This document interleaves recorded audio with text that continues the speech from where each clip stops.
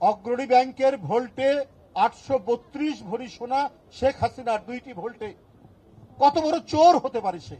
ও পালাবে না কেন? ও তো জানে যে চোর।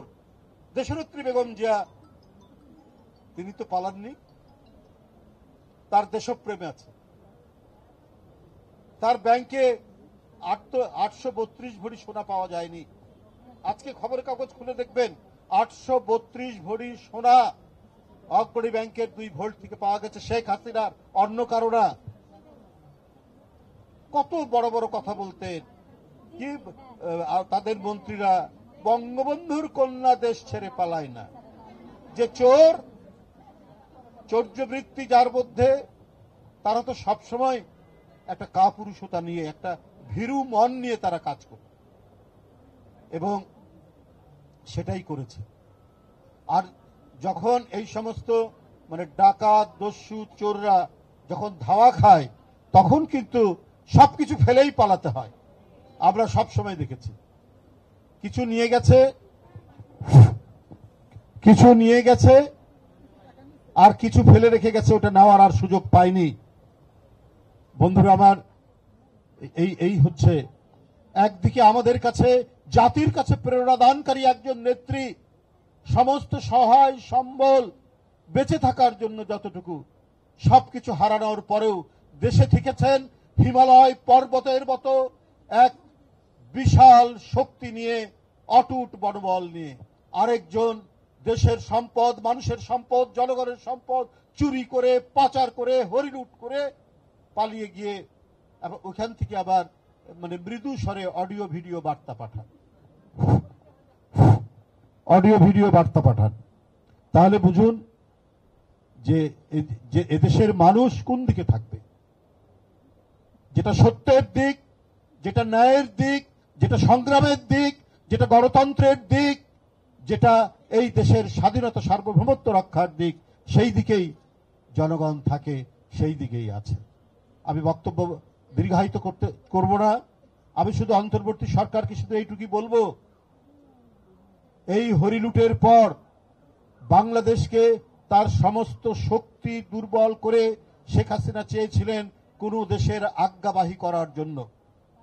সব মশার বিরুদ্ধে সুরক্ষা দিতে এলো বসুন্ধরা এক্সট্রিম অ্যারোসল, মশার বিরুদ্ধে এক্সট্রিম সুরক্ষা। কিন্তু এদেশের জনগণ এবং দেশনেত্রী বেগম খালেদা জিয়ার অটুট মনোবল এবং বিএনপির ভারপ্রাপ্ত চেয়ারম্যান, তার নেতৃত্বের মধ্যে দিয়ে গোটা জাতিকে তিনি যেভাবে ঐক্যবদ্ধ করে রেখেছিলেন, সেখান থেকে শেখ হাসিনার কিছুই করতে পারেননি। অবশেষে তাকে পালাতে হয়েছে। কিন্তু ডক্টর মোহাম্মদ ইউনূস সাহেবের সরকার তাকে আজকে 15 মাস তিনি দেশ পরিচালনা করছে। আজকে ওয়ার্ল্ড ব্যাংক কেন বলছে যে বাংলাদেশের 6 কোটি মানুষ তারা দারিদ্র্যের ঝুঁকির মধ্যে রয়েছে, 3 কোটি মানুষ দারিদ্র্য সীমানার নিচে চলে গেছে। কেন এটা হবে?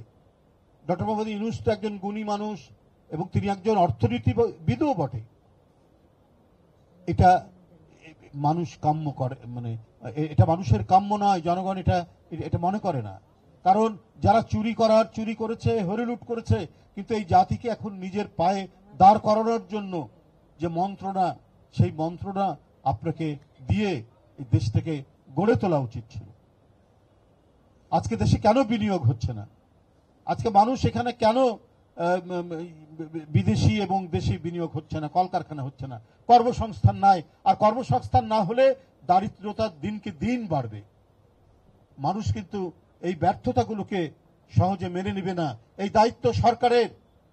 দারিদ্র থেকে বাঁচানো, ক্ষুধা থেকে বাঁচানো, অনাহার থেকে বাঁচানো। শেখ হাসিনার আমলে মা তার সন্তান বিক্রি করেছে। সেই সন্তান প্রচেষ্টা, সেই দিক নির্দেশনাগুলা জাতি আপনার কাছ থেকে চায়। যাই হোক, আগামী নির্বাচন রমজানের আগে ফেব্রুয়ারি মাসে এটা যাতে অবাধ সুষ্ঠু নির্বাচন হয়, এবং যেটা সরকারও অঙ্গীকার করেছেন সেই অনুযায়ী অবাধ সুষ্ঠু নির্বাচনের মাধ্যমে জনগণের সরকার প্রতিষ্ঠার যে অধিকার জনগণের, সেটা যাতে নিশ্চিত হয়। কারণ 15.5 বছর শেখ হাসিনা জনগণের সরকার গঠন করার যে জনগণের যে ক্ষমতা, সেটা কেড়ে নিয়েছিল। সেই পরিস্থিতি থেকে উত্তরণ ঘটাবে অন্তর্বর্তী সরকার। তারা নিরপেক্ষ সরকারের দায়িত্ব পালন করছেন, সেই দায়িত্ব পালন করবেন।